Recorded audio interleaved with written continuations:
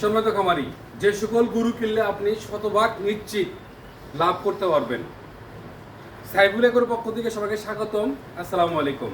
আপনি প্রথমত অনেকে শেড করছেন, শেড করার পরে মানে আপনার ডিপ্রেশনে টেনশনে পড়ে গেছেন যে আসলে আমি কোন গরু দিয়ে খামার শুরু করব। বিভিন্ন ভিডিও দেখেন, ঠিক আছে, অনেক খামারও দেখতেছেন, খুবই ডিপ্রেশনের মধ্যে আছেন। তো আমি বাস্তব অভিজ্ঞতা আমি আপনাদের সাথে শেয়ার করবো। সেটা হচ্ছে যে অবশ্যই আপনি যে কাজটা করবেন যাতে শেড কমপ্লিট, যে কোন ধরনের গরু উঠাবেন সেটা হচ্ছে শাহিওয়াল উঠাইতে হবে আপনাকে, শাহিওয়াল উঠাইতে হবে বা ফ্রিজিয়ান উঠাইতে হবে, নাহলে দেশি। এখন চিন্তায় পড়ে গেছেন কোনটা আপনি উঠাবেন, কোনটাতে লাভ বেশি, এটা নিয়ে আপনি ডিপ্রেশনে আছেন। বিষয়টা হলো যে আপনাকে আগে সিলেক্ট করতে হবে, ফাইন্ড আউট করতে হবে যে আপনি কোন ধরনের খামার করবেন।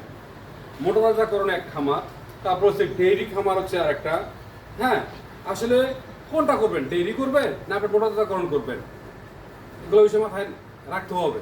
যদি আপনি এগুলো সিলেক্ট বা নির্ণয় না করতে পারেন, আপনি যে খামার করেন না কেন আপনাকে লস গুনতে হবে, লস গুনতে হবে রে ওভার শিওর, এটা মাথায় রাখতে হবে। তো যেহেতু আপনারা ডেইরি খামার যারা করবেন, আমি অবশ্যই তাদেরকে বলে থাকি আপনারা ক্রস গরু দিয়ে খামার শুরু করেন। ক্রস যারা ডেইরি শুরু করবেন, ক্রস গরু হঠাৎ করে 20 লিটারের গাভী নিয়ে আসার দরকার নেই। ঠিক আছে, আপনি যে খামার থেকে নিয়ে আসবেন 25 লিটার বা 30 লিটারের গাভী নিয়ে আসবেন। ধরেন 30 লিটারের গাভী 3.5 লক্ষ, 3.5 লক্ষ, প্রায় 3,50,000 বা 4 লক্ষ টাকা দাম নেয় একটা গাভী কিনতে। দেখেন, যে খামার দিয়ে গরু বিক্রি করবে, আল্লাহ না করুক, ওই খামারের দেখবেন সবচেয়ে খারাপ গরু যেটা সেটাগুলো আপনার কাছে বিক্রি করেছে। হয়তো ওটা লাখ খেলে করে দুধ দহনের সময়, না হলে আর একটা কাজ, সেটা হচ্ছে যে বলবে 30 লিটার, বাসায় এনে দেখবেন দুধ হবে 16-17 লিটার। যারা ডেইরি খামারের স্বপ্ন দেখতেছেন যে বড় গাভী কিনে আমরা সফলতা অর্জন করব, বড় একটা গাভী কিনে গরুকে খাওয়াবো, এখান থেকে নিজে কিছু অংশ নিব, ঠিক আছে, সুন্দরভাবে চলবো, এটা একেবারেই ভুল ধারণা। ভাই, যারা নতুন উদ্যোক্তা তাদের জন্য আমি বলি, ভাই এগুলো না করে, এভাবে খামার না করে, ডেইরি খামার 30-35 লিটারের গাভী না কিনে অবশ্যই আপনি যে কাজ করবেন সেটা হলো যে ভালো মানের ক্রস গরু, ওই খামার থেকেই কিছু ক্রস গরু কিনতে পাওয়া যায়।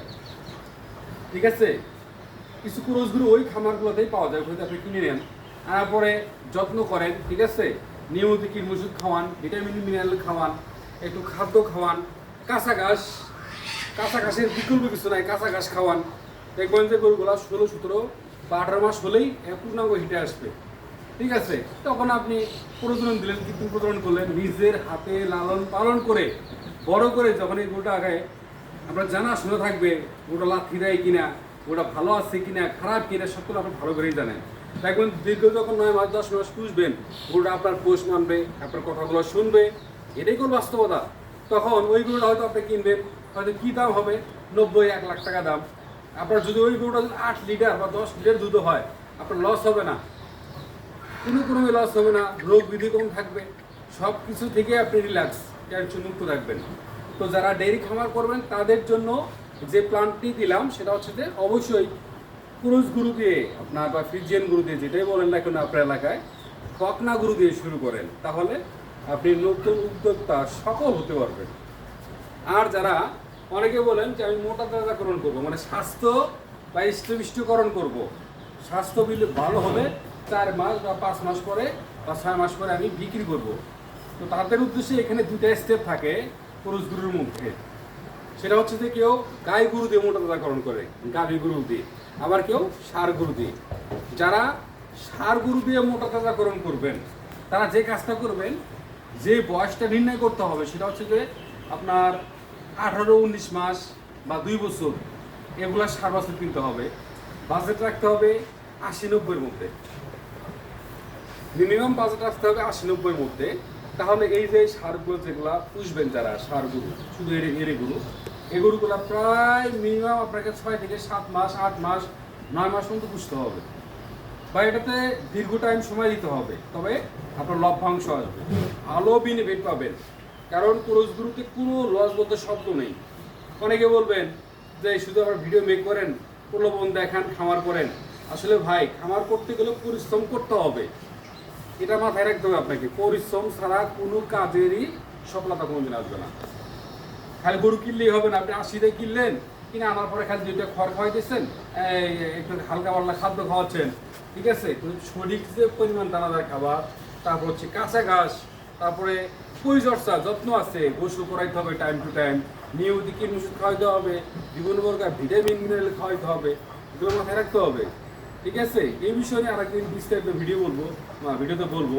তারপরে আরেকটা হচ্ছে যে ষাঁড় গরু না হলে গাভী গরু, মোটা কথা করবে দুটো স্টেপ থাকে। যারা ষাঁড় গরু করবেন তারা বাছুর কোন গরু নির্ণয় করবেন, কত টাকা দিয়ে কিনবেন সেটাও বলে দিলাম। আর যারা মানে গাভী গরু, ঠিক আছে, কিনে মানে 2 মাস বা 3 মাস পুষ্টি মোটা গ্রহণ করবেন, এক্ষেত্রে আমি আপনাদের বলে থাকি আপনি যে সকল গরু কিনবেন ক্রস গরুগুলো নিতে পারেন, দেশি গরুও নিতে পারেন, কোনো সমস্যা নেই। তবে নেবেন 4 দাঁতের মধ্যে, 4 দাঁত 2 দাঁত বা 4 দাঁতের মধ্যে। যেমন প্রথমে 1টা বাছুর বা 2টা বাছুর দিচ্ছে, বা বাছুরগুলো আলাদা করে ফেলছে, বাছুরগুলো আলাদা বিক্রি করছে, বা গাভীগুলো আলাদা বিক্রি করতেছেন, এগুলো কিনে নিয়ে আসবেন। ঠিক আছে, গরু কিনতে অবশ্যই আপনার জেতা লাগবে।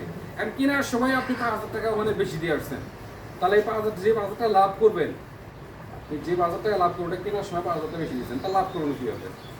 ঠিক আছে, গরু কেনার বিষয়টা খুব দক্ষ একটা বিষয় লাগবে, আপনার এই বিষয়ে এক্সপার্ট হওয়া লাগবে। যদি হতে পারেন তাহলে আপনি যে খামারি করেন না কেন আপনি লাভ করতে পারবেন। একটা জিনিস মাথায় রাখবেন, এই গরুর প্রতি আপনার ভালোবাসা থাকবে অন্যরকম। ঠিক আছে, গরু আপনার কথা শুনবে, যে মালিক গরুর, যে গরুকে খাবার দেয়, তত্ত্বাবধানে থাকে, দায়িত্ব থাকে, আসলে তার কথা গরু শুনে। ঠিক আছে, খামার অন্য কেউ আসলে গরু যারা আছে খামার, তারা করে এলাও করতে চায় না, গুদা দিতে যায়, ডাকাডাকি করে। তো আসলে গরুর প্রতি যদি আপনার যত্নশীল হওয়া যায়, গরুগুলো আপনাকে ভালোবাসে, গরুগুলো আপনি ভালোবাসেন, ইনশাল্লাহ এই বিনিময়ে আপনাকে গরু কিছু আপনাকে দিয়ে যাবে ইনশাল্লাহ। আর যেখানে আল্লাহর রহমত আছে নিশ্চিত পাবেন, প্রত্যেকটা কাজে আল্লাহর রহমত আর বিশ্বাস রাখবেন। মানে যে কোনো জিনিস শুরু করবেন, ঠিক আছে, যাতে আল্লাহ তাআলা আপনাকে সফলতা দেবে ওই কাজে। যে কাজটা আপনি মনোযোগ সহকারে করবেন, ধৈর্য সহকারে করবেন, ঠিক আছে, আল্লাহ তাআলা আপনাকে এখানে কিছু না কিছু দিবে, এটা মাথায় রাখবেন।